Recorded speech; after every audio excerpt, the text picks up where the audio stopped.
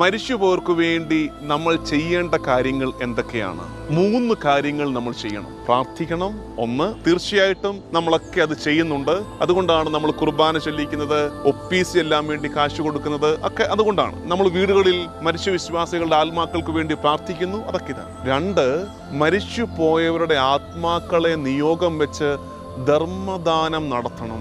ഞാൻ നിങ്ങളെ ഓർമ്മിപ്പിക്കുകയാണ്, മരിച്ചുപോയ കാരണവന്മാര്, അപ്പൻ, അമ്മ, അവരുടെയൊക്കെ ഓർമ്മ ദിവസം ഒരു കുർബാന ചൊല്ലിച്ച് അവസാനിച്ചു പോകാതെ അവരുടെ ആത്മാക്കളെ സമർപ്പിച്ച് ഒരു അനാഥ മന്ദിരത്തിൽ, ഒരു വൃദ്ധമന്ദിരത്തിൽ ഒരു നേരത്തെ ഭക്ഷണം ഒക്കെ കൊടുക്കാൻ പറ്റുമെങ്കിൽ അതൊരു പുണ്യമാണ്. 3-മത്തെ കാര്യം, മരിച്ചു പോയവരുടെ ആത്മാക്കളെ സമർപ്പിച്ച് ഉപവാസം എടുത്തു പ്രാർത്ഥിക്കണം.